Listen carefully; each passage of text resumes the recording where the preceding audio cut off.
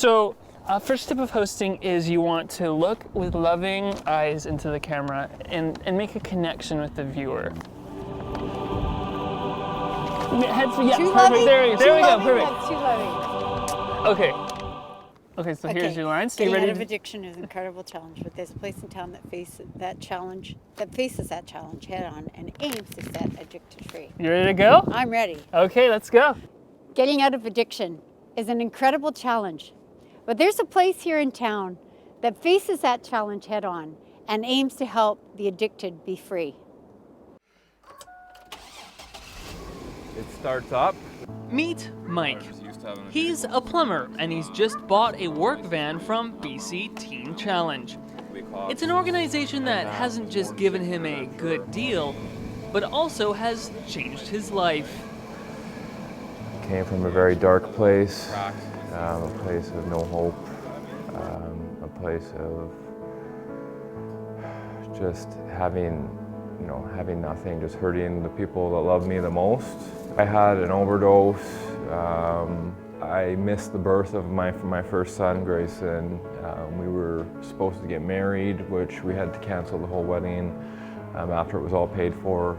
I had turned to heroin, and I was starting to sell all my possessions, not paying my bills, and I was going right off the rails.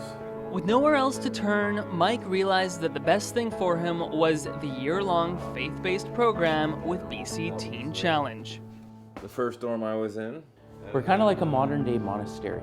We actually go out of our way to make this a real tough program in the sense that it's very structured. There's a lot of rules. When guys come into the program, we ask right off the bat for them to relinquish a lot of personal rights, but it's all based in love. It was hard, but it was so good. It's a hard program.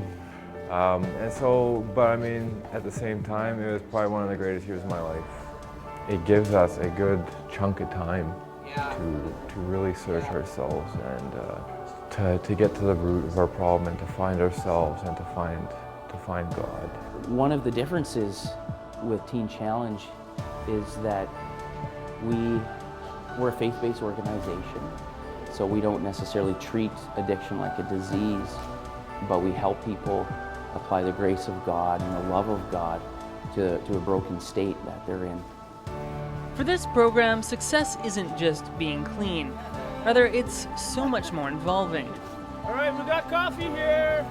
We Sponsored by Jesus. major on things like character and just personal development. And so we see success as not just staying clean and overcoming the immediate consequences of addiction. Now I am just back to the life kind of that I think God wanted for me. I'm being a full-time dad, a full-time husband, and working full-time. While managing a house full of men is challenge enough, the organization's greater challenge is actually funding. Being of the nature we are as a program, we don't receive a lot of government funding. And so on New Year's Day, they will be raising funds through their annual polar bear plunge in the cold waters of Cultus Lake. With Go Fraser Valley, I'm Jonathan Horst. Well, thanks for watching this week's episode of Go Fraser Valley. Now remember, we have a Twitter profile and a Facebook page to interact with us on. And you can also send us your story ideas at go_Fraser Valley at shaw.ca. Now, I don't know about you, but I'm kind of excited for the snow. Then again, I can walk to work.